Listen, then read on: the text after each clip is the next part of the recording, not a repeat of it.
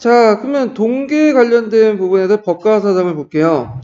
자, 법가사상은 이제 춘추 전국시대의 전환기의 사회 변화에 가장 잘 부합되고 실시할 경우에 효과가 바로 나타났기 때문에 각국의 군주로부터 환영을 받았다. 춘추 전국시대 법가사상이 발전된 지역은 주로 이제 제나라, 그 다음에 한위중, 주로 중원 지역이죠. 그래서 제나라의 법가사상은 주로 경제적 발전을 위한 부국 정책에 그 목표를 두고 있는데 반해서 한의조에서는 법가사상은 중앙집권적인 왕권 강화와 강병 정책에 초점을 맞추면서 기존의 어떤 사상을 철저히 비판하는 것이 특색이라고 볼 수 있다. 그래서 제나라의 이제 대표적인 게 간자에서 이제 볼 수 있는데 간자에서는 군주는 백성을 위한 경제적 부흥을 추구해야 한다고 이렇게 주장을 했고요. 뒤에 넘어가서 자, 전국시대에 있어서 위나라에서 먼저 범법을 시행하는 부강한 나라가 되었다. 그래서 법가주의자들 삼진에 많은 것은 진의 분가된 삼국의 왕권 강화와 밀접한 관련이 있다. 그래서 진나라에서 이제 육한이 있다고 했죠. 육한들이 서로 치고받고 하면서 사반들이 이제 권력을 장악하면서 이제 뭐냐면 세 개 나라를 나눴는데 그러다 보니까 이제 이들이 신생국가다 보니까 다른 기존의 국가보다도 어떻게 왕권이나 이런 데서 좀 약간 미약하잖아요. 그런 제들 필요성 때문에 그 당시 이제 법가주의가 활발히 이제 육성이 됐다. 이렇게 기억을 해두시면 돼요. 그래서 삼진의 법가사상은 법치주의, 수치주의, 세치주의 이렇게 이제 나눠볼 수 있고요. 그래서 이것을 누가 집대성했냐면 한비자가 집대성했죠. 그래서 법치주의는 이제 이해상학 이런 사람이 대표적이고 법률을 제정해서 이들 근본으로 삼고 엄한 헝벌과 큰 상을 수단으로 해서 엄격히 백성을 통제하는 데 있죠. 그래서 진나라 문호나 위나라 문호나 그 진나라 호공 때 이제 이렇게 해서 이제 법치주의 같은 것이 반영이 됐고 그래갖고 이제 이 법치주의는 주로 이제 민을 대상으로 하는 거다. 그리고 이 민의 대상 개념 안에는 뭐도 포함되어 있죠? 신도 포함되어 있어요, 같이요. 예, 신도 같이 포함되어 있다. 자, 그 다음에 수치주의는 신을 대상으로 해요. 신을. 건물소수를 이용해서 일종의 한 통치 기술인데 신앙을 통솔하고 하고 충신과 간실에 구분하여 상과 벌을 가하여 임금을 두렵게 여기게 하여 잘못을 저지르게 못하게 하는 것이다. 대표적인 사람이 신부대 같은 사람이고요. 세치주의의 대표적인 신도 이런 사람인데 신도도 신치라고 해요. 이게 또 아까처럼 제가 잘못 적은 게 아니라 여기도 기록이 잘못된 것 같네. 그 한의중하고 그 당시 이제 그 동계가 좀 잘못됐어요. 동계가 한의중에서는 이게 신치라고 돼 있죠. 이게 여기 보면 한비자 이렇게 법칙을 토대로 그래서 신치의 세치라고 하는데 신치라고 했고 신도라는데 아마 둘의 표현이 포기법이 좀 뭐냐면 다른 것 뿐이지 동일한 사람인 것 같아요. 신도, 신치. 신도는 군주의 절대적 세력이 군주 권력의 원천임을 강조했다. 신하가 군주에 복종한 것은 군주의 세력이지 결국 군주의 덕행이나 재능이 아니다. 그래서 이제 아까 얘기했처럼 개인적인 어떤 도덕적 자질과 그 다음에 정치를 분리시켰죠. 그 다음에 전국시대 때 이상과 같은 법가주의 사상을 종합하고 이제 사상적으로 체계한 사람이 한비자고요. 한비자는 한나라 공자로서 진시황 제상이 된 이사와 함께 순자의 제자로서 성악설을 가지고 사상적 기반을 이루고 있었다. 한비자는 육아의 덕치주의와 예교주의를 배척하고 법치주의를 내세웠다. 법치의 기본인 언형주의와 철저한 신상필법의 원칙을 내세웠다. 국왕이 가장 중요한 것은 부강한 나라이고 이를 위해서는 강력한 군대가 필요하고 북을 위해 농업생산의 발전에 내세워 상업과 공업을 말업이라고 억압했다. 한비자의 법치의 운영은 술치와 세치와 함께 사용한다고 강조했다. 즉 백성을 통치하기 위해서는 법이 필요하고요. 관리를 부리기 위해서는 술이 필수적이기 때문에 법과 술, 또 세는 재앙이 나라를 다스리는 데 기본이 있다. 이에서 한비자 사상은 진시황이 격찬을 했으며 시황제가 그를 얻기 위해서 한나라를 무력으로 핍박을 하고 한비자를 진나라로 보냈지만 결국 한비자는 동문이 이사의 무고로 옥에 갇혀 자살하였다. 근데 역사에 보면 잘나고 똑똑한 사람들 항상 주변에 시기하고 그런 사람들한테 항상 그 뿐만이 안 좋게 끝나더라고요. 그래서 항상 그 겸손하다는 말이 여기서 나온 것 같아요. 네. 자, 그 다음에 이제 볼게 도가죠, 도가. 도가도 예전에 기출 한번 언급됐었어요. 도가 내용을 볼게요. 도가의 무의정치. 도가도 이제, 뭔데, 일단 도가 들어가기 전에 개념 정리가 할 필요가 있어. 일단, 우리가 도가와 도교를 이제 거의 동일시 여기는 분이 있는데, 달라요. 도가는 뭐죠? 사상이에요, 사상. 그래서 노자와 장자 사상을 얘기하는 거고, 도교는 이거는 뭐죠? 이거는 종교예요. 네. 그래갖고 이제 그 보통 우리가 이제 유진남북조 시대 국염주의에서 종교가 되는 게 도교죠. 도교는 노장 사상을 바탕으로 해서 여기에 이제 황제 숭배 사상, 신선 사상, 그다음 민간 신앙, 그다음에 민간 신앙, 그다음에 뭐 음양 오행설 등 음양 오행설 같은 것들 이제 등등 여러 사상들이 합쳐져 있는 거야. 그래서 그 도교는 나름대로 또 독자의 경전도 있고 그 다음에 그 사찰처럼 예배 부리는 도관도 있어요. 이거 도교의 이제 그 뭐냐면 목사님을 도사라고 하죠. 그래서 그건 종교 집단이에요. 근데 도가는 사상이에요, 사상. 그래서 요거 좀 구별을 해주시고요. 자, 도가의 대표적인 사람은 여러분들 알죠? 노자와 누구죠?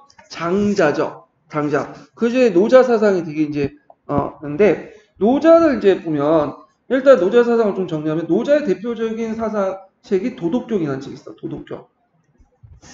도덕경. 그래갖고, 이제 뭐, 도가도 비상도요, 명가면 비상명이다. 그래서 돈을 도라고 하면 더 이상 도가 아니고, 명을 명이라고 하면 더 이상 명이 아니다. 그러니까 도와 명이라고 언어도 이렇게 규정짓는 수가 이미 이거는 도와 명이 아니라는 거야. 예. 그래서 언어의 허구성 이런 것들을 강조하는 게 도덕경 주요 내용인데, 자, 그래서 이제 이 사람이 생각한 사회적 혼란의 원인이 뭐냐? 자, 이 사람이 생각한 것은 뭐냐면 편견. 편견은 어디에서 시작되는 거죠? 우리가 가지고 있는 언어에서 시작해요. 언어의 집착. 얘는 나쁜 놈이야 하면 이제 얘를 나쁜 놈 규정을 지면 얘가 나쁜 놈이 되는 거야. 항상 그것만 봐. 집착해서 봐죠. 그건 그 사람에 대한 어떤 본질적인 실체를 다 볼 수 있어 없어요? 없죠. 이는 편견에서 시작된다. 언어를 통해서 만들어진. 그 다음에 인위적인 제도. 언어를 통해서 만들어진 어떤 인위적인 제도, 예니, 뭐 법이니 이런 것들. 그래서 이제 이런 것들을 이제 뭐냐면 그죠. 그래서 이런 것들이 다 사회적 혼란의 원인이다. 그럼 해결책이 있어요. 해결책. 그래서 이 사람이 두 가지를 제시해요. 윤리 시간에 한번 들어보는 거 많이 들어봤지만 무의자유라는 거, 무의자유. 자, 요때 무의라는 것은 뭐냐? 언어를 통해서 규정된 모든 것들을 첩결하는 거야. 그러니까 인위적인 거. 그러니까 언어를 통해서 뭘 제도를 만들고 규범을 만들고 그런 것도 여러 가지 관념을 만들잖아요. 이런 것도 다 척결하고 뭐죠? 자연. 그냥 스스로 그럴 뿐이에요. 예. 도라는 거는 우리가 이제 도를 강조하죠. 우리가 규정지어서 생기는 게 아니라 그러니까 우리가 뭐라고 규정짓든 간에 토는 도일 뿐이야. 그러니까 물을 규정짓든 뭘 하든 간에 그 자체가 변질되지 않는 거죠. 그러니까 무의 자유라는 것은 뭐냐면 도를 어떤 대상에 의해서 규정짓는 게 아니라 그냥 스스로 그한 뿐이기 때문에 그냥 내버려둬라. 우리가 언어를 통해서 뭔가 만들려고 하지 말고 그냥 뭐 언어를 통해서 뭐 규정하려고 하지 말고 그냥 내버려두면 그냥 돈은 그렇게 할 뿐이다. 그냥 자연스럽게 흘릴 뿐이야. 그 존재가 어떻게 규정했든 그냥 돈은 그렇게 흘릴 뿐이죠. 이걸 이제 무의자연이라고 해요. 무의자연. 예. 그래갖고 이제 보시면 되고요. 주의할 건 자연이라는 말을 예전에도 했지만 인공에 대비해서 뭐 자연, 그러니까 뭐 네이처 그게 이제 자연이 아니야. 스스로 자자, 그다음에 알자, 그다음에 연자. 스스로 그럴 뿐이야. 그러니까 우리가 뭐라고 규정짓는 것보다는 그냥 내버려두면 그냥 스스로 알아서 할 거다. 그래서 이제 도법 자연, 무의자연 이런 말이 있어요. 그 다음에 이제 산선약소라는 말 들어봤죠? 산선약수는 뭐냐면 마치 물처럼 하는 것이 최선의 것이다. 물이라는 건 흐를 때 어떻게 뭐냐면 부닥쳐서 막 뚫고 가려고 하지 않죠? 피해가고 흩어가고 뭐 계곡에면 아래 떨어지고 위로 올라가고 그러잖아요. 자, 이게 산선약수는 마치 물처럼 행해라. 그것이 최선의 선이다. 그렇지 마치 물처럼 하는 것이 최고의 선이다. 이런 것들이 뭐냐면 산선약수야. 그러면 그 어떻게 할 것이냐? 이 구체적으로 뭐 거모하고 자기를 낮추고요. 물은 낮은 곳으로 계속 내려가죠. 그 다음에 부재. 물은 다퉈요? 다투지 않아요? 다투지 않죠. 바위에 부닥치면 바위에 부닥친 데 그냥 가는 거야. 부재. 그 다음에 청정. 물은 깨끗하죠. 지금 보면 깨끗하진 않은데 그 당시에는 이제 전국시대니까 산업화 이전이니까 깨끗하고 그 물은 가욕을 부리지 않아요. 예, 그래서 겸염, 부쟁, 청정, 가욕 이게 다 산선약수의 물의 성질이죠. 물처럼 해라. 그 다음에 여기에 또 하나 더 하나는 어린아이처럼 놀아라. 어린아이는 뭐냐면 탐욕이 없죠. 깨끗하잖아. 물론 요즘에 어린아이도 그런 건 아닌데 예전에 그랬나 봐요. 하여튼 그래갖고 이제 이런 것들을 이제 하고 그 다음에 이 사람이 또 강조하는 것은 무지를 강조해. 무지를 유지해야 된다. 무지는 무식한 거. 어떤 언어를 통해서 인위적인 지식 같은 걸 별로 안 좋아해. 그런 것들 이제 하는데 물론 이렇게 하면 이게 잘못하면 이제 뭘로 나갈 수 있어요. 우미나 모르고 이제 뭐 그냥 대부분 우미나 정책 같은 것들 볼 수 있죠. 그리고 이 사람이 이제 예전에 시험 문제 나왔던 것처럼 국가는 어느 정도 국가는 인정해요. 근데 작은 정부를 원해. 소국가민이라고 하죠. 작은 정부, 작은 국민, 적은 국민을. 자, 국가의 규모가 커서는 안 된다는 거야. 그러니까 어느 정도냐면 그 닭이 울잖아요. 수탉이 울면 그 수탉이 울릴 정도의 국가를 원해요. 그러니까 이 말은 뭐냐면 동네 국가 정도야. 동네 정도. 그러니까 뭐 인구도 그렇게 많지 않겠죠. 왜 국가가 많으면 크고 뭐냐면 백성이 많으면 그러냐. 일단은 국가가 크고 백성이 많으면 다스리기 어렵다는 거야. 그래서 다스리기 어렵고 그냥 쓸데없는 것들 그렇게 다스리기 위해서 또 뭐냐면 제도도 만들고 규범도 만들고 다 필요 없다는 거야.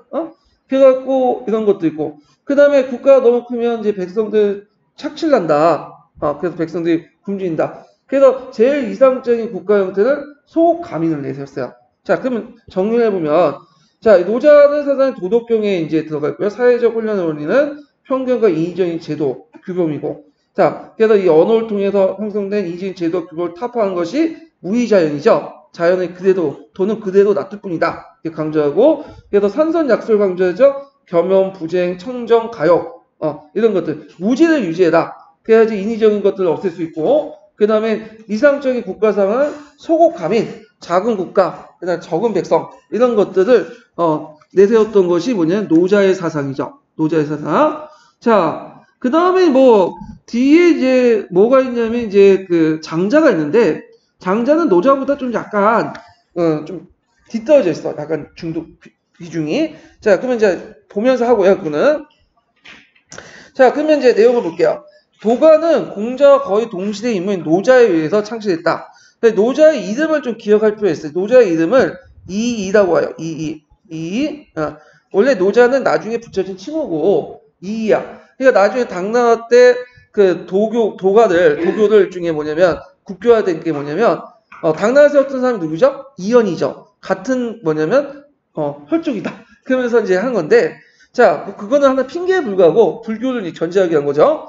자, 그리고 이제 이렇게 했고 이 사람의 출신이 뭐냐면 초나라 출신이야. 되게 초나라는 이렇게 뭔가 좀 인위적이고 이런 것들 별로 안 좋아해. 사상적으로 좀 그런 것들 신비하고 뭐 이런 특징 갖고 있어요. 하여튼 도가는 이제 노자에 의해 창시됐고 전국말 장자에 의해서 완성이 됐다. 그래서 그러나 사상의 체계는 전국 중기 이후에 형성됐고 노자도 전국 말의 사상이 농후하게 보인다.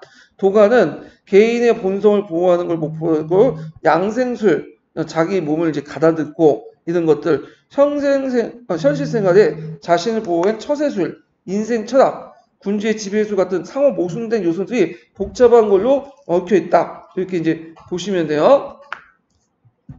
자, 그리고 여기에서 이제 있고 다만 우주의 만물의 생성 근원을 뭘로 봤냐면 도로 봤죠. 도. 네, 도. 근데 도라는 것은 한마디 규정하기 어려워. 왜? 언어로서 규정이 안 되는 거야. 인간의 언어로서.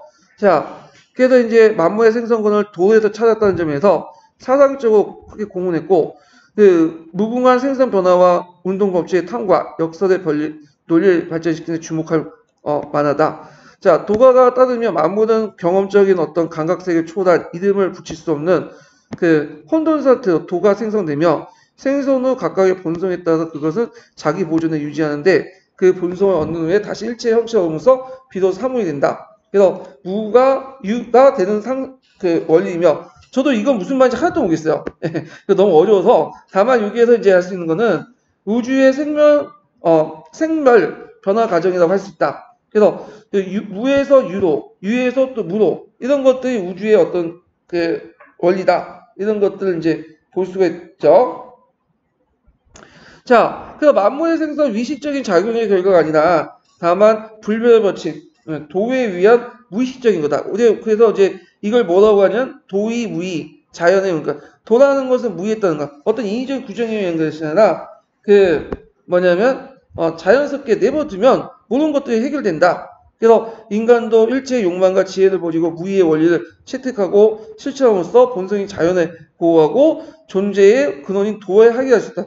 뜨거운 같은 소리를 하는데 여기에서 이제 자연이라는 것은 우리가 말하는 네이처의 의미가 자연이 아니라 스스로 그러할 뿐이다. 그래서 이제 여기 안 나왔지만 도법자연이란 말이 있어요. 도법자연. 도는 법이라는 것은 이게 법인데 도는 이거 법이라는 건 배운다는 뜻이야. 배운다. 스스로 뭐냐면 이게 연자가 기억하는데 스스로 그러할 그래서 스스로 자연을 배울 뿐이다. 그러니까 도라는 건 그냥 자연스럽게 어떤 인위적 규정이 아니라 자연스럽게 하나씩 이제 이런 것들을 한다. 그래서 이 자연이라는 건 스스로 그럴 뿐이야. 그걸 이제 그대로 그냥 실천해주면 돼요. 자, 그래서 이런 것들 이제 좀 기억을 해주시면 될 것 같고요. 자, 이 논리는 도로 해칠 수 있는 모든 것들의 비판에 기결된다. 즉, 유가가 강조한 도덕과 법가를 강조한 법을 비롯해 일체 인위적인 제도와 문명은 인간의 어떤 본성에 도를 해치는 걸 여겨서 이를 비판하고 한편 자학충에서 자유방임을 주장한 장자의 재물론으로 발전하겠다. 자, 그래서 이 재물론도 상당히 중요한 논리 중에 하나죠. 재물론은 장자 4편에 있는 건데 그 모든 형상과 사물은 상대적이지만 하나로 기일되며 만물의 일체이다. 따라서 생사도 하나이며 꿈과 현실도 구별이 된다. 그래서 이걸 이제 이렇게 읽죠. 그래갖고 이제 이 장자의 재물론을 잘 표현한 것을 그 뭐냐면 호적지몽이라는 말 있죠? 호적지몽이라는 건 뭐야? 내가 꿈에도 봤는데 어느 순간 내가 나비였는데 깨어나니까 사람이야. 그러면 내가 나비나 사람이냐? 그냥 내가 나비일 수도 있고 사람이 될 수도 있는 거지. 이게 호적지몽인데 저도 이제 정확한 뜻은 모르겠는데 하여튼 그런 글이 있어요. 그래서 이 재물론의 이제 주요 내용은 뭐냐? 주요 내용은 뭐냐면 자, 인간의 어떤 그 차별적인 지식을 버리고 내가 인간이고 내가 나비인가는 거는 다 차별 아니야. 뭐에 의해서 차별되는 거죠? 언어의 집착을 통해서. 언어를 통해서. 차별적인 지식을 버리고 자연이 주어진 진리에 따라 모두 평등하게 살아가라. 평등의 원리. 그래서 인간이나 나비나 다 뭐냐 똑같은 거 자연의 질서 중에 일부분에 불과하다. 그래서 이걸 만물이 일치하다. 뭘 통해서? 도의 운영 원리에 따라서 모든 사람이 인간이나 나비나 꿈속의 나비나 다 똑같은. 내가 나비가 될 수도 있고 뭐냐면 인간이 될 수 있는 거, 인간이 나비가 될 수 있는 거 그런 거죠. 자, 이것이 재물론이에요. 재물론. 그래서 재라는 것은 제거하다. 재라는 건 평등하다. 물이라는 건 물성, 모든 사물이 모두 평등하다는 뜻이에요. 예. 그래서 이런 것들을 이제 주장했고요. 이 점에 도가는 문명의 폐단과 전제 권력을 비판하고 자아를 중시하는 개인주의 철학과 자연주의적인 어떤 성향을 보이고 있다. 그래서 가치 판단에서 상대성을 강조하고 역사의 논리를 발전했다. 아까 이제 내가 사람인지 인간인지 이거는 뭐 중요한 건 아니죠. 자, 그 다음에 이제 노자는 요 뒤에 보게요. 무의를 통해 지배를 강조했어요. 무의라는 것은 도의 원리에 따라 일체 인위적인 지배를 배제한 통치 형태이며 무의는 일반 백성에게 적용시키는 자유의지의 상실을 강조하는지 백성들 우민화시킬 수 있는 내재가 있다. 그래서 백성들 너무 많이 알면 이게 언어를 통해서 막 쓸데없이 인간이 만든 지식들을 많이 알면 무의가 될 수가 없죠. 그러니까 인이만 되잖아. 그러니까 자기 뭐냐면 백성을 많이 알면 안 돼. 그러다 보면 하는데 이건 잘못하면 백성들을 무식하게 만드는 거야. 이 우미나 정책. 예. 뭔가 약간 뭐가 또 일맥상통하죠? 법과하고 일맥상통하죠. 그래서 제가 한번 예전에 몇 번 강조했지만 항상 극단은 서로 통해. 노자와 이는 그 법과는 아주 통하는 부분이 되게 많아요. 서로 지향하는 부분은 다르지만 자, 이 점에서 노자가 제시한 이상사회는 소곡감이 그렇게 외워주세요. 이게 시험 문제 나왔으니까. 자, 작은 국가의 이상은 비교의 대상마저 없애버린 폐쇄적인 원시 공동체 사회의 논리로 전락될 수 있다. 이 문제점이죠. 그러니까 도가는 위선적인 도덕 정치와 적나라한 폭력 정치를 부정했지만 도의 체험자 군주의 고도의 우민화 정치로 발전될 수 있고 이것이 나중에 뭐와 연결된다? 법과와 연결된다. 예. 그래서 법과가 문제점이 뭐예요? 법의 어떤 법이나 군주의 권위가 없다고 했죠? 어떤 권위의 원천이 이걸 어디에서 찾아요? 도에서 찾아. 도. 그리고 또 이제 이것도 있고 또 우민감 이런 것들이 합쳐져서 뭐냐면 그 도가와 법가가 연결된다. 물론 이 도가는 향로술 얘기한 거죠. 예.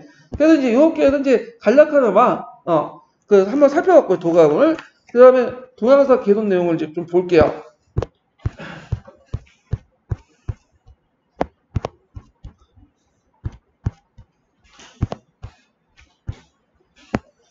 자, 도가의 무의자연주의. 도가는 육아와 함께 중국 사상의 2대 주류로서 이루고 있으며 서로 상반된 것이 많다. 특히 도가를 창시한 노자는 춘추 시대의 어려운 사태가 인간의 끊임없는 욕망이 비롯됐다고 생각하고 무의자연주의를 내리며 현실의 외면한 운동과 도피의 철학을 주장했다.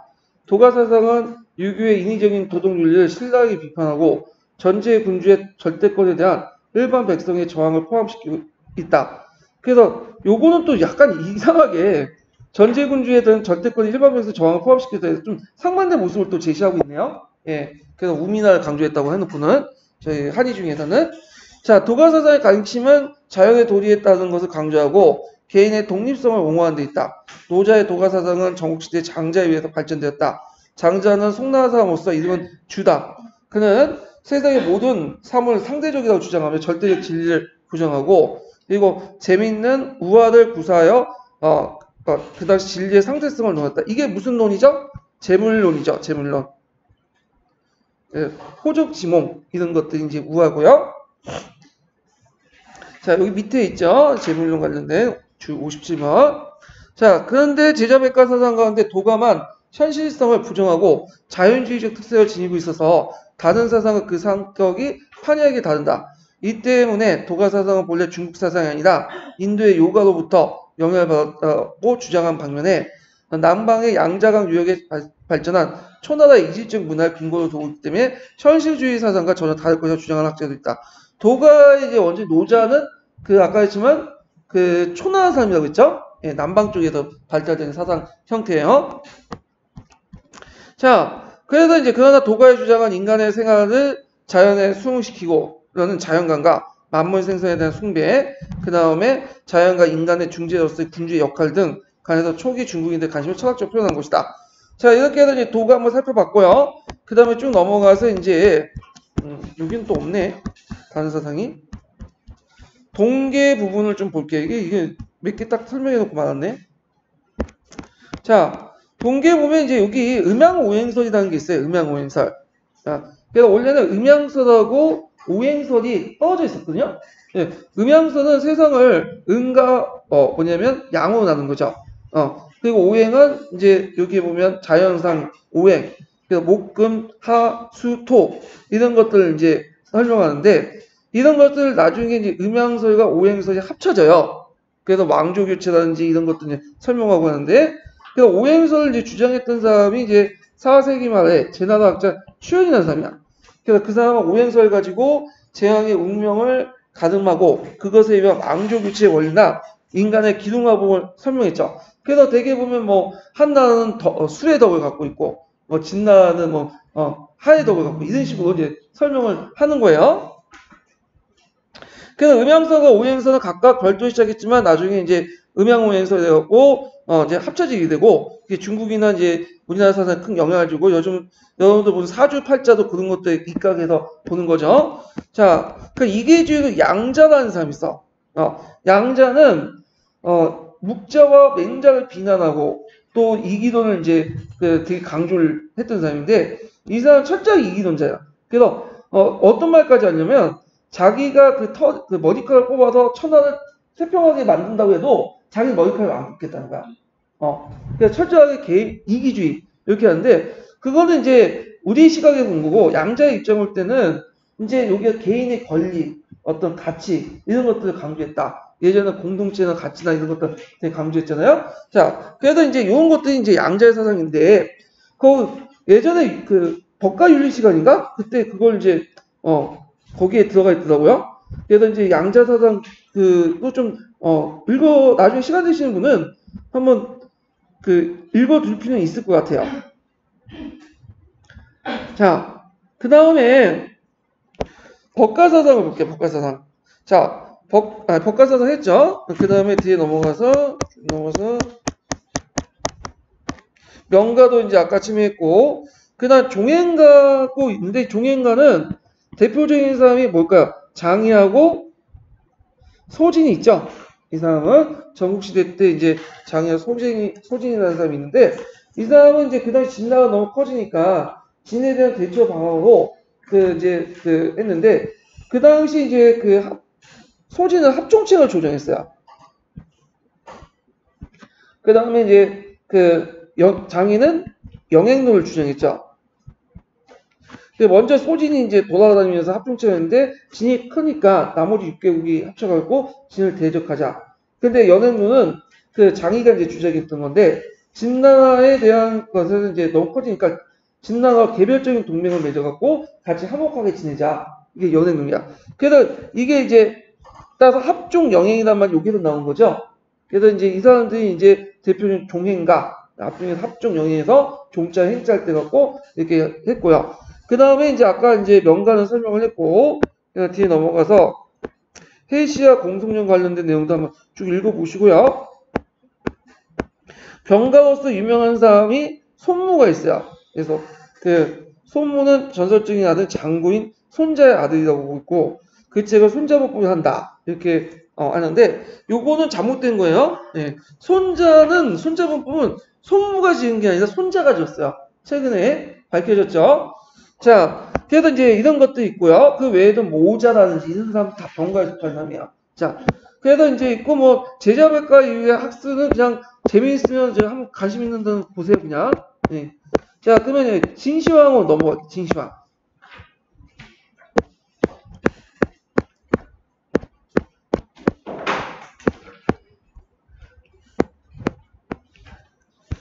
자, 진시황의 정책 부분은 예전에 한번 시험 문제 나왔죠. 진의 통일 배경하고 진시황의 정책, 진나라가 어떻게 망했는가, 배경들 그런 것들이 나오기 때문에 요거는 나올만 한데 이게 한 2000 몇 년도인가 10 몇 년 지났던 건데 지금 한 번도 안 나와. 그 이후에는 몇 번 나왔다가 그래서 수능에는 이런데 많이 나오거든요. 이 진시황의 정책이 왜 안 나오는지 모르는데 너무 쉬워서 안 나오는가?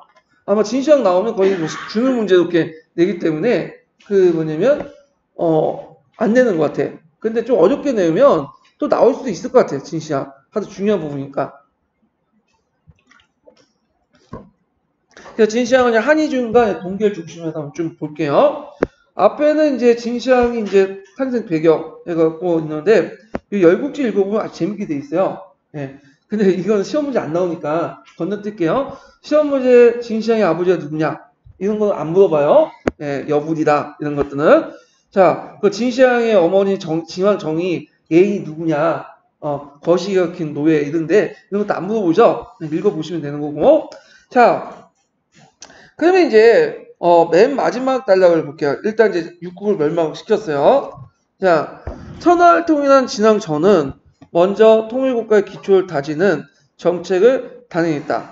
세상에서 오직 유일하게 군림하는 장식에 자신의 존재를 부각시키고 권위를 확립하기 위해서 기존의 왕이란 칭호.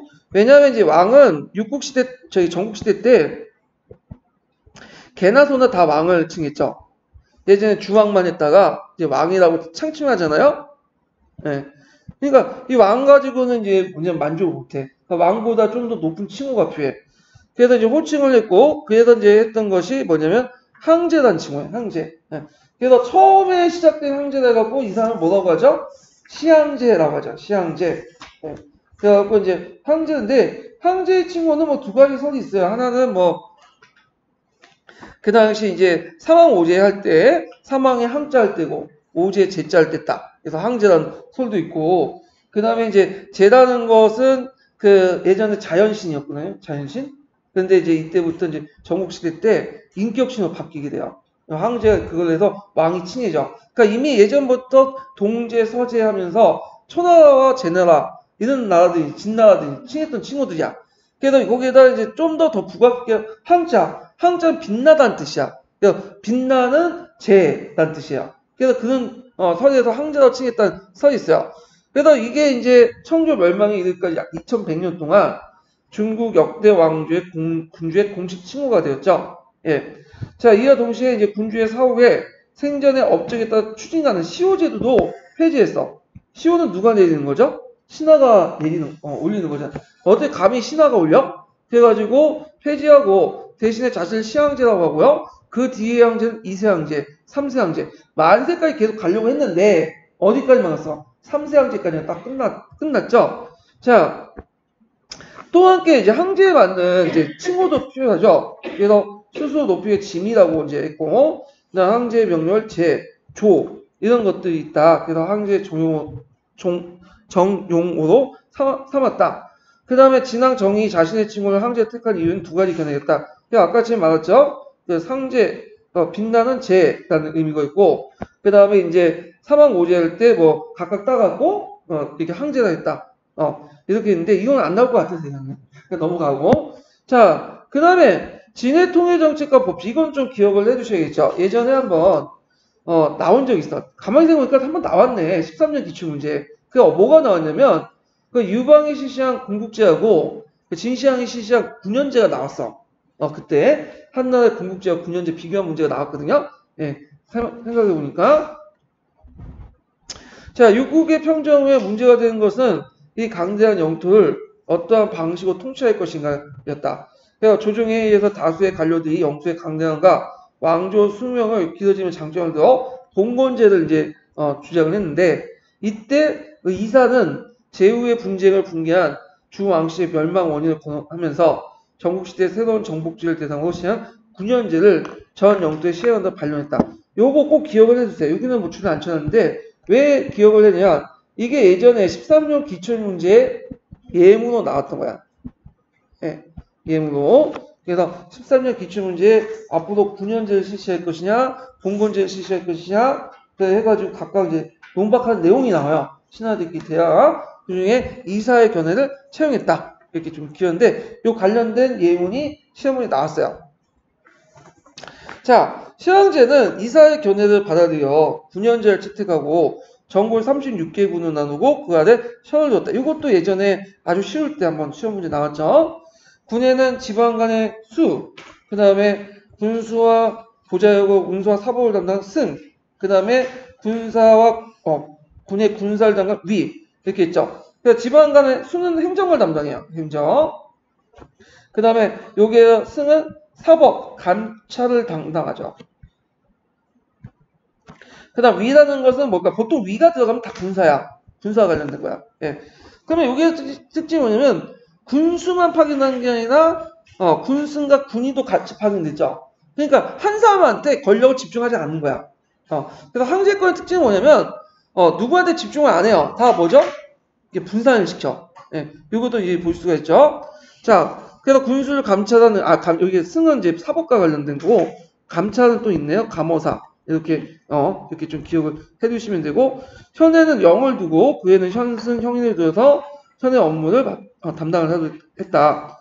자, 이는 9년에서 행정, 사법, 군사를 담당한 관리들이 서로 견제하고 항제에 직접 보고하는 체제를 만들었다. 그래서 되게 중앙 집권을 강화시키는 나라들은 되게 뭘 한다? 한쪽에 집중하지 않고 권력을 분산시킨다. 네, 이런 것들이 하나의 공통된 특징이에요. 분산된다.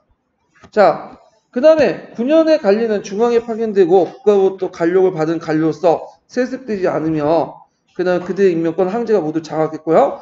9년제는 이 방식은 중앙 집권을 뭐냐면 의도한 것이다. 자, 이에 병행하여 전국을 통치하는 중앙정부 기구로서 상공구경이 있어요. 예. 그래서 상공구경은 뭐가 있죠? 일단 승상이 있고, 그 다음 태의가 있고, 어사대부가 있죠. 승상은 행정을 총괄하고요. 위가 있으니까 이제 군사죠. 그래서 모든 걸 총괄하는 군사권을 가지고 있고, 어사대부는 감찰. 그 밑에 이제 구경이라는 이제 제도가 있죠.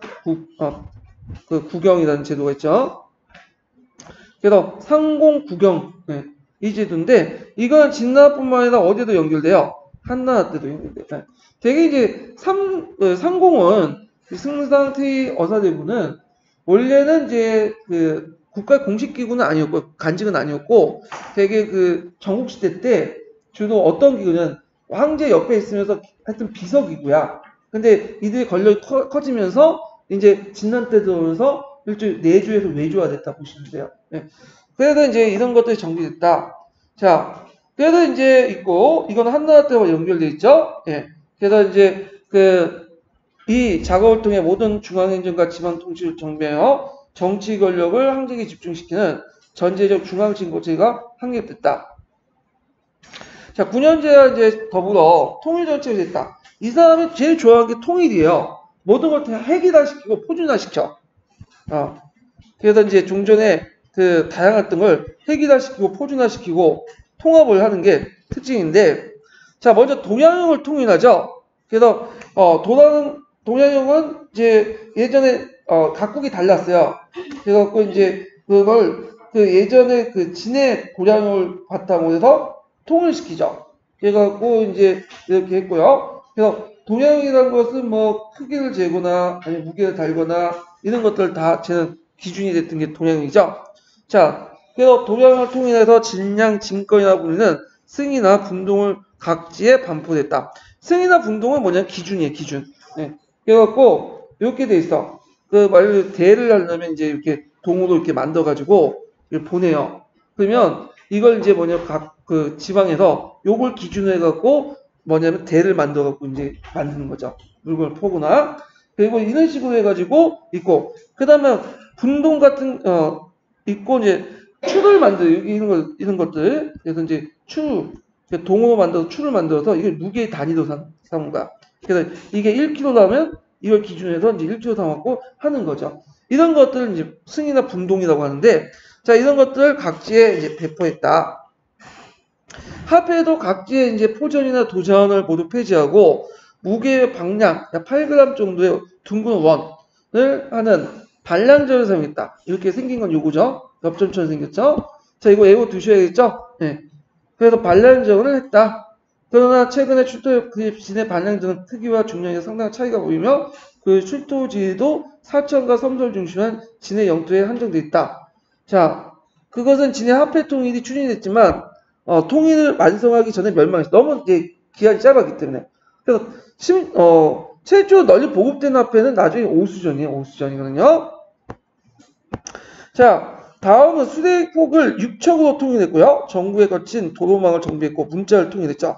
이 문자는 이제 뭐냐면 이거 소전이라고 해요. 소전.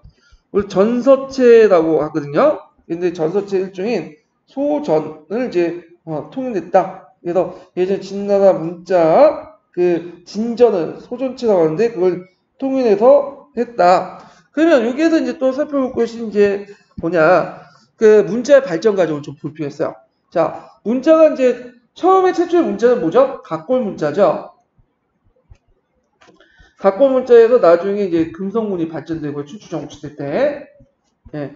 그 다음에 여기 보면 이제 진나라 때는 무슨 체로 바뀌냐면 전서체. 소전이죠.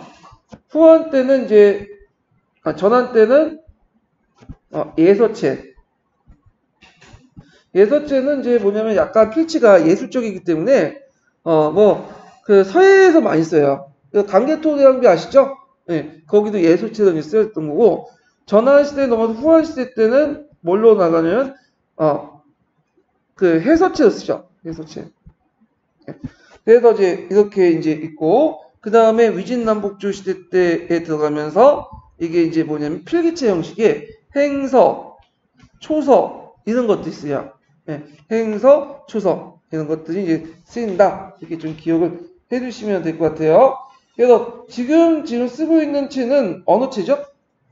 해서체죠. 해서체. 자, 그러면서 이렇게 있고, 그래서 통일된 수해밖의 폭은 한대로 계승되었으며, 최근 조사된 한대 장황성 선문에 바퀴 자국의 흔적이 있는 걸 확인되었다. 또 전국 고속도로에 해당하는 치도를 건설해서 중앙 통제에 강했다. 치도의 도로폭이 약 50m 될 정도 넓었고, 수도의 함양을 중심으로 해서 동쪽은 연, 제, 남쪽이 오와 초까지였다. 근데 이거는 그 진시황뿐만 아니라 다른 나라도 마찬가지예요. 중앙집권화 국가, 뭐 아시아, 페르시아, 로마 다 도로 만들고 그랬잖아요. 자, 중앙과 서난 지역의 관계를 강화시키기 위해서 5척의 넓이는 5척도를 만들었으며 북쪽의 오르도스 지역을 넘어서 부원군에 이르는 직도를 건설했다. 그래서 이런 것도 있고, 원래는 신속한 군대 이동으로 지방의 반란 효과적으로 진압하게 만들었지만 각국이 건설한 방어기지와 성체 등을 부숴 활구의 기반을 없애는 데 도움이 되었고, 이후 교통과 산업 발달에 크게 이용했다. 그래서 원래는 군사적 목적으로 만들었지만 교통과 산업 발달에 크게 기여했다. 이렇게 기억을 해주시면 돼요. 자, 이와 함께 중앙집권적 통치체제를 확고하기 위해서 문서행정을 제대로 시행할 필요가 있었고, 문서행정의 어떤 원활한 의사소통을 하기 위해서 문자가 필요했고, 이에서 나온 게 소전체예요. 원래 그 글씨라는 것은, 글자라는 것은 의사소통을 하기 위한 도구가 아니었어요. 그러니까 일상생활에 되게 행정문서를 주로 하는 거 있죠. 그러니까 근데 예전에 각국마다 글씨체가 달랐잖아. 근데 그걸 그대로 놔두고 하기가 힘드니까 진나 글씨체를 바탕으로 소전체를 만들었어. 그래서 기존의 필력이 복잡한 서체를 간략하고 지방마다 다른 서체를 통일하는 방식으로 했다. 또한 도로만 건설에서 나타났듯이 군사력을 국가에 독점하고 지방의 반란 가능 세력을 근절하기 위해서 이를 위해 민가의 병기를 모두 몰수했고요. 그 다음에 전국에 부었던 12만호를 수도인 함양 주변으로 강제 이주시켜서 그들의 세력을 약화시켰다. 그리고 함양을 번영시키는 정책을 했다. 그 다음에 법가적 통치제의 가장 악명이 높은 게 분석 갱유죠. 분서라는 것은 서적을 불태우는 거고, 갱유라는 것은 자신의 통치 이념을 반대했던 학자들 땅속에 묻는 거, 이렇게 있는데, 갱유에서 그 유의 대상은 누구냐? 요것도 학계에서 좀 의견이 많아요. 우리가 아는 유는 유학자, 이렇게 보는데, 또 어떤 사람들은 이 유학자를 의미하는 게 아니라 선비학파에 속하는 사람이다. 그래갖고 그때 그 계기가 됐던 게 뭐냐면, 시향제가 그 신선수를 동경했어요. 시향제가. 네. 신선수가 동경했는데, 이 신선수를 왜 동경했냐면, 뭐냐면, 이 사람 불교장생하고 해서. 지금도 사기꾼 많죠? 그 당시 사기꾼 많았나봐요. 그래서 방생이 있어. 방생, 노생이라는 사람이 있었는데, 이 사람이 여기 와가지고 막 속였나봐. 진시황이. 그래서 언제 와가지고는 내가 불교장생을 낙을 찾을 테니까 많은 재물과 사람을 딸려줘라. 그래갖고 좆도 많은 거의 갑자기 튀었죠. 현대판 피어싱을 그냥 해버리는 건데, 자, 그러니까 이에 열받아갖고 방생 무리들 다 죽여야겠다. 방사 무리들은. 그래서 이 방사는 주로 어떤 사람이냐면, 이 사람들은 유생의 의미가 아니라 이때는 신선학파가 있었어요. 지금은 뭐 알려지진 않은 학파인데, 이 신선학파의 무리라고 보고 있어요. 그래서 이 방사애들 잡아서 다 죽인 사건이 갱유다. 이렇게 보고 있어요. 근데 최근 그렇게는 안 적혀 있고, 유학자를 파묻은 사건, 이렇게 했으니까 그냥 그렇게 애워두세요. 그냥. 예. 자, 분서란 서적을 불태운 것을 말하는 거고, 갱유는 자신의 통치 이념을 반대한 학자들 땅속에 묻힌 것을 의미하는데, 자, 학자 중에 진의 획일적인 법치에 불만을 품고 옛것을 찬미하고 시황제 정치를 비난하는 일이 있었다. 자, 이를 계기로 BC 213년에 이사의 건의를 받아서 진나 역사서, 의학, 정복, 농업 관계 위에 서적을 몰수해 30일 내 소각했다. 그래서 이 고소에 대해서 논의하는 자는 사형, 옛것을 찬미하고 진을 비난하는 자는 비방하는 자는 일족 전체를 죽인다는 금령을 내었다. 그래서 이렇게 분서령을 내어서 상황의 범법을 통해 진국 내에 실시했으며 이를 전국으로 확대했다. 자, 그 목적은 인간 소장의 서적과 사학을 금지하고 이걸 간이 소재해서 간학으로 인원했다. 주의할 게 뭐냐면 요게 뭐 진해 역사서, 의학, 정복, 농업 관련된 실용적 서적 외에는 다 몰수해서 불타 없었다고 했잖아요. 그럼 다 없앤 게 아니에요. 민간에 가지고 있는 것만 없앤 거야. 간은 가지고 있었어. 예. 그래서 보관을 해놨죠. 어떻게 될지 모르니까. 예. 그래서 정보 수치하면서 뭐 보관했는지 모르겠지만 있었어. 그럼 뭐 전두환 시즌 때 뭐 사회주의 연구한 거 마찬가지죠. 사회주의 책을 일반 사람들 가지고 있지 못해요. 근데 정부라든지 그 다음에 정부에서 허락한 학자들은 읽을 수 있어. 연구할 수 있고. 왜? 저걸 비판하고 반공교육하려면 알아야 되지. 그러니까 이제 필요했던 거야. 그래서 이제 이런 거와 이제 연결돼서 보시면 되고요. 자, 분서령이 반포된 이후에 수도 함량이 여전히 육아의 경전이 소명되고 있었으며 박사들에 의해서 정리 연구되고 있었다. 다음은 갱유인데 그 아까 얘기했지만 이제 시황제 신선수의 동경에 그 계기가 되었다. 분서 다음에 자신이 속인 방사, 도생에 대한 합의로 유학자를 포함한 460명의 학자들이 함양에 파묻혀 죽었는데 이것이 학자와 학문에 대한 탄압책의 대표적인 사례가 되었다. 그래서 후세의 이제 신앙제를 비난하는 근거가 되었다. 이렇게 보고요. 참고로 이제 이렇게 분서 갱유통을 통해서 탄생된 학문이 무슨 학문이냐면 훈구학의 학문이에요. 네, 훈구학. 그래갖고 책이 불타없어지고 많은 유학자들이 죽고 나니까 이제 얻게 되는 거야 이제. 나중에 이제 그래갖고 사람들이 이제 진나라 멸망한 후에 이제 살아남은 이제 유학자들이 자기 머릿속에 있는 경전의 내용을 복기를 내갖고 책을 만들어요. 이게 뭐냐면 그 당시에 그 글씨체로 써있다, 예설체로 써서 이걸 근문학파라고 하죠. 근데 뒤에 나중에 이제 그 책을 뺏길 때 책을 안 뺏기려고 거기에 집 강바닥에 그 당시 흙벽이었죠. 그 집어넣고 이렇게 흙을 발라가지고 나중에 발견이 돼. 그래서 이거는 예전에 전서체 너무 많이 쓰여졌기 때문에 이걸 무슨 학파라고 하냐면 고문학파라고 해요. 그래서 이렇게 근문경과 고문학파의 대립이 일어나죠. 그리고 이게 나중에 이것이 이제 정리한 것이 뭐냐면 뭘로 발전? 훈구학으로 발전돼요. 훈구학으로. 예. 그래서 이 분서갱유가 의도하지 않지만 유학의 훈구학을 나타내는 어떤 배경이 됐다. 이렇게 좀 같이 기억을 해두시면 될 것 같아요. 자, 시황제의 이제 장제인 부소는 학자품 인물로 갱유 사건 때 시황제를 간호했지만 도리어 부친의 노염을 북변에 주둔하였고 목염이라는 사람이 관료로 이제 감독한 명목으로 북변에 쫓겨났다. 그래서 시황제 주변에 그의 통치에 대한 비판자가 없었다. 참고로 이 목염이라는 사람은 그 뒤에 북쪽에 누가 있었죠? 홍무족이 있었죠. 홍무족을 좀 쳐보시고 거기에 이제 뭘 쓰였어요? 유명한 만리장성을 계획했던 사람이야. 물론 만리장성은 이제 예전에 조나라, 진나라, 그다음 연나라 있었던 장성들을 그 북방민족들 막기 위해서 만든 장성들 연결했지만 하여튼 총 감독을 했던 사람이 목염이라는 사람이고요. 그다음 이 부소는 장자죠. 이 사람이 장자인데 나중에 이제 이 사람이 그 아버지가 이제 죽을 때 이 시황제가 돌아다니다 승행하다 죽어요. 그래갖고 이제 죽을 때 유언을 얘한테 황제를 물려주려고 이제 죽고 이제 유언을 했는데 문제는 그 두 번째 아들이 있어. 내가 이름 까먹었는데 조고라는 사람이 들어가서 그 한간 조고가 있거든요. 이 사람이 와서 관계를 갖고 유언장을 조작을 해갖고 그 두 번째 아들한테 왕위 넘기게 하죠. 그리고 나서 부소를 자살하고 명령을 해요. 결국은 부소 자살하죠. 예. 그래서 그 조고라는 사람은 유명하죠. 위록지마라는 고상으로 유명하죠. 예. 자, 하여튼 그렇게 있다.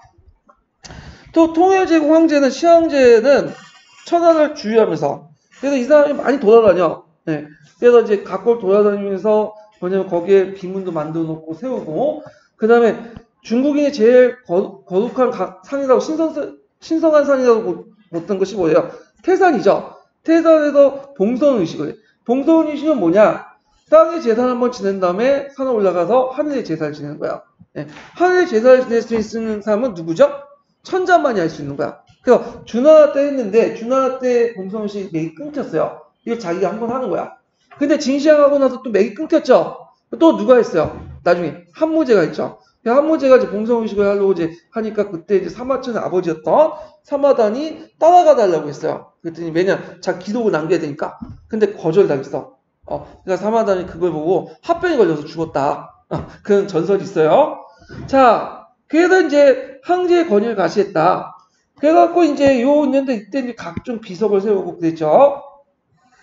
그래서 국내 통치의 본궤도를 오는자 통일한 다음에 순행을 해서 그래서 병사기까지 10년 동안 지도를 통해 총 5회 수행을 했고 이 사람이 수행하는 도중에 죽게 돼요. 예. 그래서 되게 이제 황제들 천자는 정국을 수행하는 게 있어. 인도의 그 아소카 왕도 그렇고 우리나라도 비슷하죠. 우리나라는 신라의 그 진흥왕이 막 순수하는 것도 일종의 신라 중심의 천하를 보였던 것도 이 진시황의 순행 의식 이런 것을 찾아볼 수 있어요. 그래서 순행이라는 것은 천하를 돌며 지방 정치나 백성들의 생활을 시찰하는 것을 말한다. 또한 태산 등의 명산을 올라 통일과 민생 안정에 대한 자신의 공적을 찬미하는 비석을 새겨 후세에 전하게 했다. 자, 2차부터 5차까지 순행의 의도에 대해서 불교장생을 구하는 신선사상을 결배 해석하는 게 일반적이다. 그러나 수행 도중에 태산의 청명을 받은 왕이 그 공업의 완성을 천지의 신에게 보고하는 제사의 봉선을 거행한 것을 보아 순수한 신선사상을 보기 어렵다. 시황제의 수행도 형식으로 순수하지만 정복제에 대한 백성의 항제 위험을 가시한 목적도 있다. 통치 기반을 공고히 하는 의도가 있다. 순행의 목적이 들어가 있죠. 자, 하여튼 뭐 이거 뒤에는 뭐 그냥 그 자기가 이제 저자의 얘기고, 자 진승 5강이나 해볼게요. 진시황은 이제 그 BC 210년 순행 도중에 그 상동서 사국에서 병사죠. 이때 이제 장자인 부소가 제2계승을 지시하는 조칙을 남겼지만 한간 조고라는 사람이 이런 정도 기억하세요, 이 사람. 그래서 그 사람이 이제 이걸 무시하고 막내 호해네, 두 번째가 아니라 호해. 그래서 막내 호해를 끌어서 이제 조설 위조하고 그 다음에 부소와 몽염을 불충과 불효라는 제목을 뒤집어서 죽음을 내리고 호해를 즉위시켜. 이게 이제 진나라의 멸망 원인인 것 같아요. 왜냐면 그 지도자를 잘못 뽑았죠. 예. 그 결과 부소는 자살하고 승복하지 않은 무교는 체포 후 자살했다. 호해는 이제 이세왕제가 되죠. 그때 실권자는 누구였어요? 조고죠. 그래서 조고가 이제 멋대로 한 거죠. 그리고 나중에 이사도 죽고 백성들 여전히 아방국 축적은 대공사에 동원해. 아방국은 이제 그 당시 여러분 알다시피 이제 진나 진시황이 궁궐 만든다고 아방국 만들잖아요. 아방국은 지금 존재하지 않아요. 네, 불타 없어지기 때문에. 그래갖고 그 당시 나중에 항우가 그 함양에 들어가면서 아방국 불타 없애잖아요. 예. 그래서 이제 근데 가끔씩 아방국 보이죠? 그 이상한 찌라시 같은데. 예. 자, 하여튼 대공사에 동원했고 요욕징발과 가혹한 형법치를 계속되었다. 그래서 전국에 대한 불만에 대한 원성이 점점 높아갔다. 자, 시황제 대교 토목공사인데 이것도 진나라 빨리 멸망한 원인이죠. 하나가 만리장성이야. 아까 말했던 북방에 누가 있었죠? 홍노족이 있었죠. 그래서 장군 모경에게 30만 대군을 주어 홍노를 정복하겠는데 이때 홍노는 북방의 몽골 지역에서 했던 유목생산 종족으로서 군장인 선호의 지휘에서 부족을 통합하고 전차 남하고 있었다. 그래서 몽경은 홍노를 항하 북쪽으로 쫓아내고 오도도스 지방을 회복하는데 성공했다. 오도도스 지역은 뒤에 이제 한나라 때 하서 사군이라 불렸던 지역 있죠. 요 지역이 오도도스 지역이에요.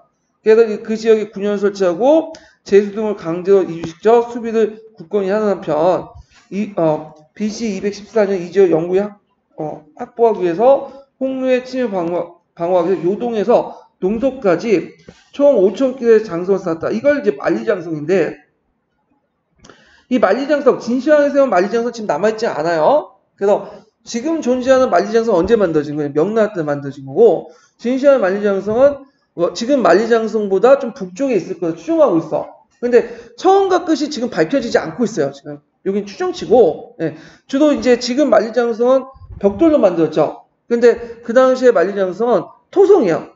그래서 하나하나 다져가면서 판촉기법을 통해서 만들어진 거야. 그래서 지금은 유물 유적만 좀 남아있어요. 유구들만 좀. 근데 중국 애들은 이 만리장성 끝을 요동이 아니라 한반도 남쪽까지 어디로 봐요? 평양까지 보죠. 동북공정이면. 예. 그래서 이제 문제가 생기는 건데, 그래서 장성은 흙을 쌓아 친 토성이고, 화축 기법을 통해 만든 토성이고요. 전국시대 때 연, 조, 진나 등에서 북방 유목민족들 막기 위해서 장성들을 서로 연결시키고 만든 거죠. 이 장성은 실질적으로 별 의미는 없어요. 왜 의미가 없냐면, 장성을 쌓아봤자 다 지킬 수는 없잖아요. 군데 이렇게 지키는데, 되게 유목민족들이 이제 공격해오면 이걸 뜯어가지고 들어와. 그래갖고 그냥 그 주변을 다 씻고 다녀요. 그래서 실제 우리나라 삼성보다도 별 가치는 없어. 삼성은 여기 중간중간에 있죠. 그래서 종신방어술이라고 하죠.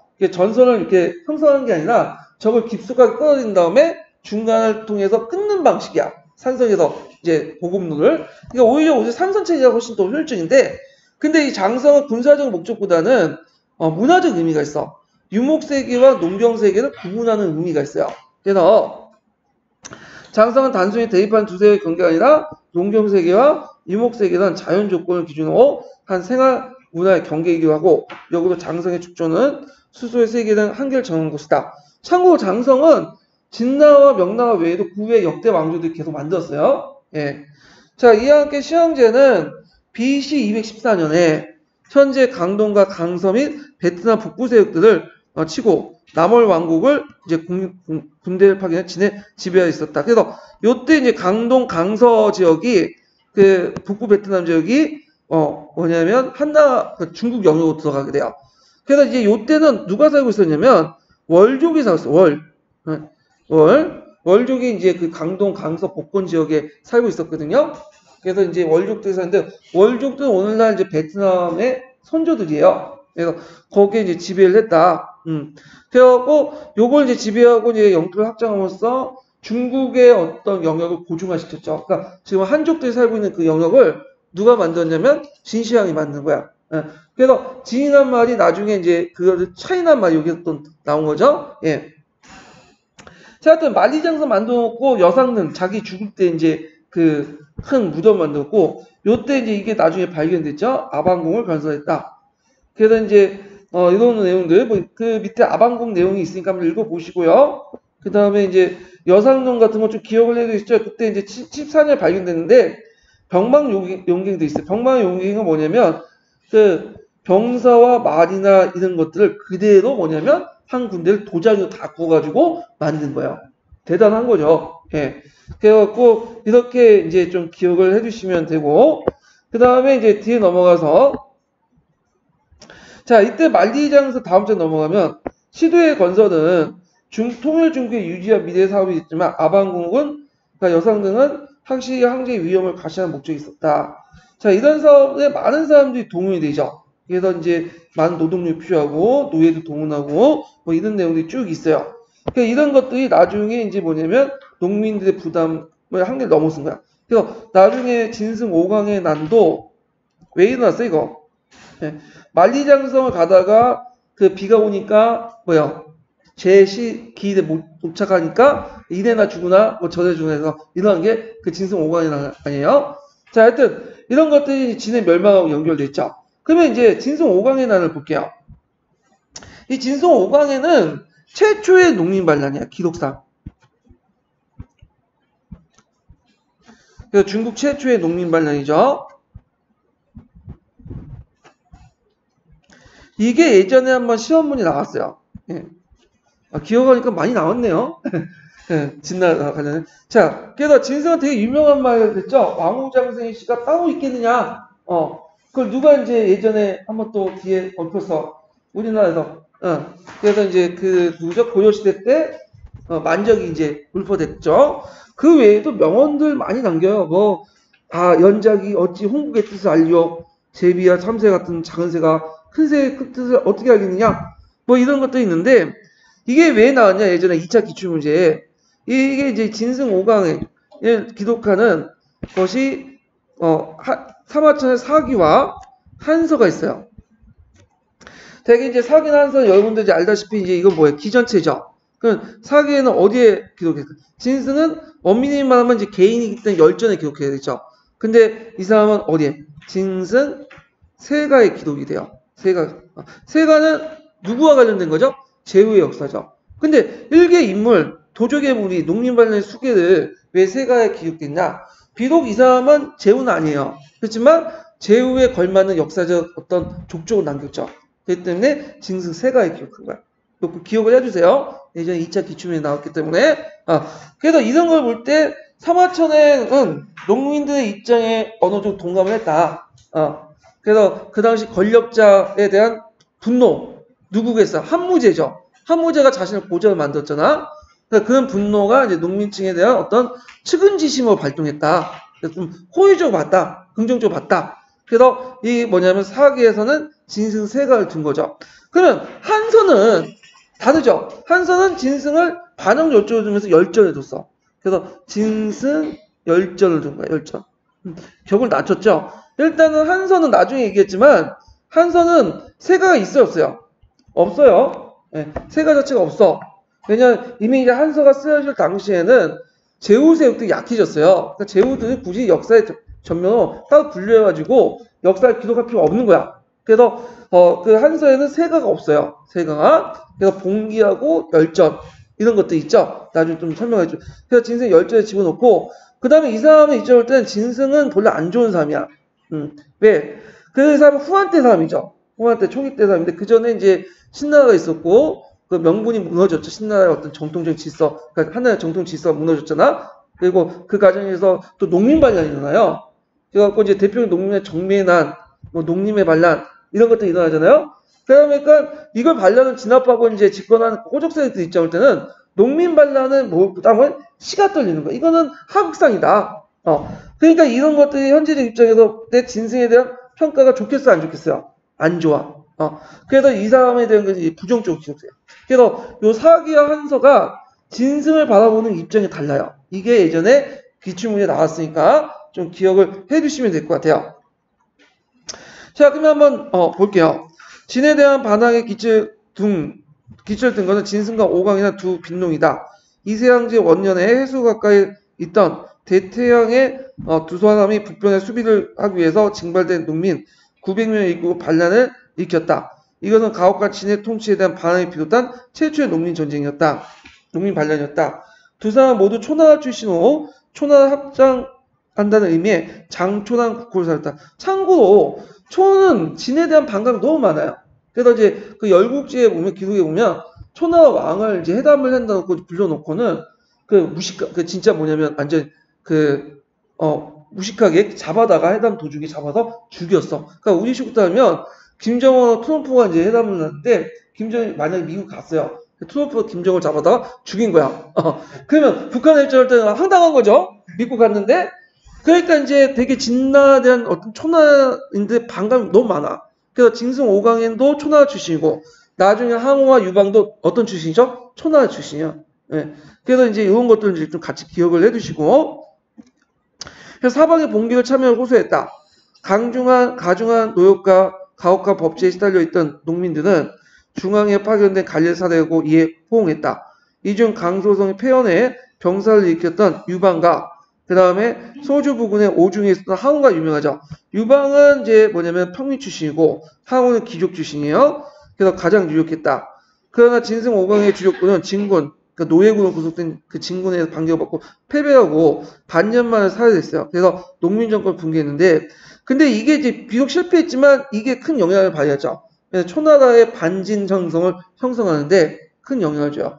그래서 그들의 봉기는 각지의 반진 봉기를 유발했고 마침내 BC 206년에 그 진은 멸망하고 만다. 또한 단기간이지만 왕조를 수습한 진승의 행동은 이후 유방에 의해 한왕조의 성립에 선고가 된다. 진승의 장초 정권이 멸망하자 항우와 유방 이 두 각을 나타나기 시작했는데 항우는 초나라 대대로 장군을 지었던 귀족 가문 출신이고요. 그래서 신장이 184, 되게 크죠. 그 당시에. 그 계적을 지냈다고 하고 유방은 초나라 출신이면 농민 출신이야. 그래서 어릴 때 유럽에 떠들면서 향리로 돌아와 치안을 담당한 정장을 지냈고 후에 군대에 수용했다. 한마디로 지방 양아치 노릇 좀 했다가 들어와서 자유시대에 따라서 군대에 수용이 된 거예요. 그러니까 출신이 완전히 달라요. 예. 그리고 유방이 그 항우보다 10살 좀 많아요. 예.